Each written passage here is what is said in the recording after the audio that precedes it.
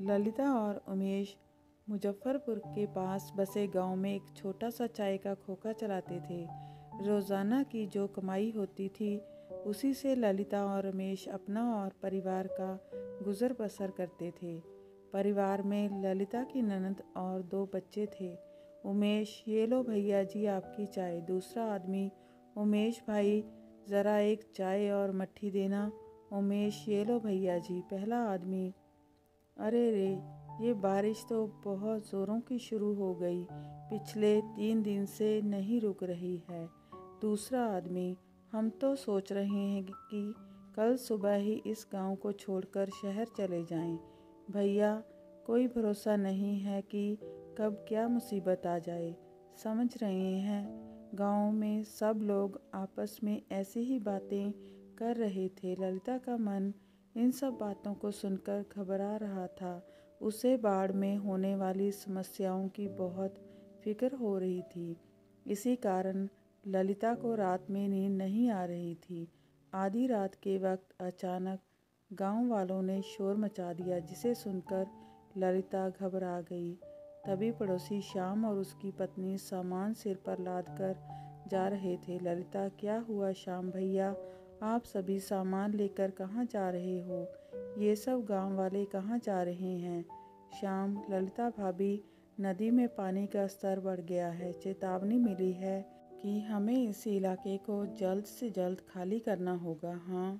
ललिता जल्दी से उमेश को उठाती है, पर तब तक बहुत देर हो चुकी थी। नदी का पानी गांव में फैल चुका था। पूरा गांव बाढ़ की चपेट में आ गया था। लोगों के घर उस बाढ़ में डूब रहे थे। कुछ ही देर में सब तबाह हो गया। ललिता, हे भगवान, अब क्या होगा? हम इस बाढ़ के पानी से कैसे बचेंगे? बंटी, पिंकी, जल्दी उठो, हमें यहाँ से जाना होगा।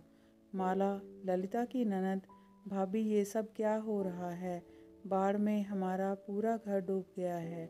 उमेश, माला, ललिता, तुम दोनों जल्दी जल्दी सामान उठाओ, हमें यहाँ से दूसरी जगह जाना होगा। जिसके हाथ में जो सामान आया उसने उठा लिया। पानी का स्तर लोगों के सीने तक पहुँच गया। चलते चलते उमेश, ललिता दोनों बहुत थक गए। उनकी जान पर बनी हुई थी। उमेश ने बेटे को कंधे पर बैठा रखा था।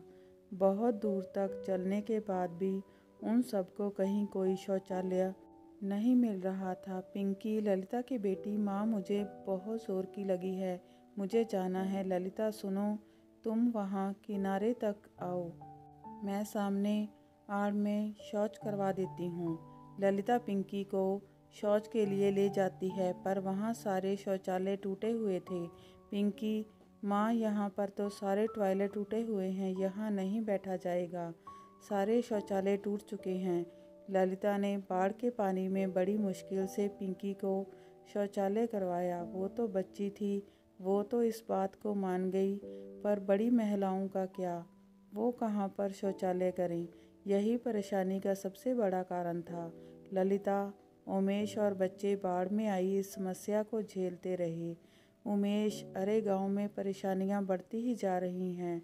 आधी रात हो गई है, आज रात इसी टूटे छप्पर के ऊपर बैठकर गुजारा करना पड़ेगा।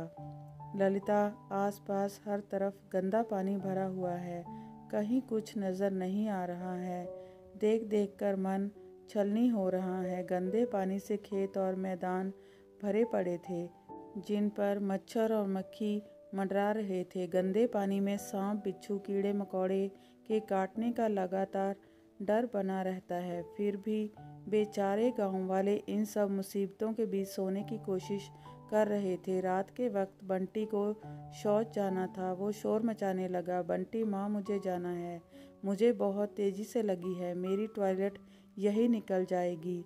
उमेश, तुम बैठे रहो। ललिता, मैं बंटी को यहीं पास के कोई साफ जगह देखकर करवा देता हूँ। उमेश बंटी को शौच कराने ले जा रहा था। अंधेरे में उसे दिखाई नहीं दिया। बाढ़ के गंदे पानी के कारण ज़मीन बहुत कीचड़ और फिसलन से भरी हुई थी। अचानक उमेश का पैर फिसल जाता है और उसको बहुत चोट आती है। ललिता, हे भगवान, बाढ़ में ये क्या अनर्थ हो गया, कितनी चोट आ गई। उमेश, क्या करूं ललिता, अंधेरे में दिखाई नहीं दिया। माला भाभी, अगर शौचालय खराब नहीं होता तो भैया को ये चोट ना लगती। बाढ़ का पानी उतर भी जाता है तो इसके बाद भी शौचालय तो हमें मिलने से रही। गांव के सारे शौचालय टूट चुके हैं। वो देखो, सड़क पर, नदी किनारे, खेतों में, जिसको जहाँ जगह मिल रही है वहाँ वो शौच के लिए जा रहा है। ऐसे तो बीमारी और संक्रमण बढ़ जाएगा। हमें कुछ तो करना ही होगा भाभी। हम औरतों के लिए तो ये बहुत ही परेशानी का कारण है। ललिता, तू चिंता मत कर माला, सुबह होने दे।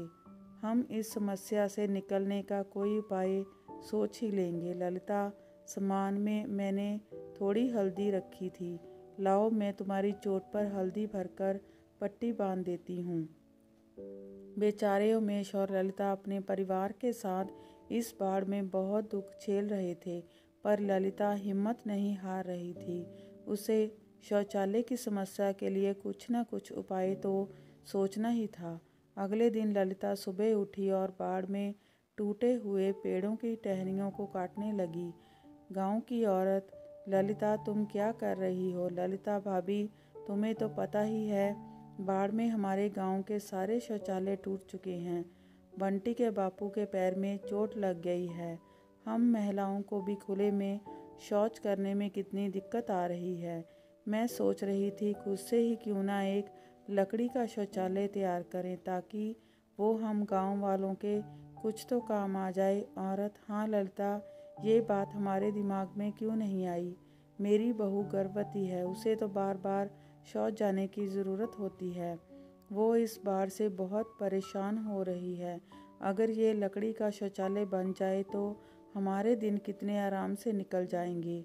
दूसरी औरत, ललिता, हम औरतों की और भी बहुत सी परेशानियां होती हैं जिस कारण हमें शौच की ज़रूरत होती है।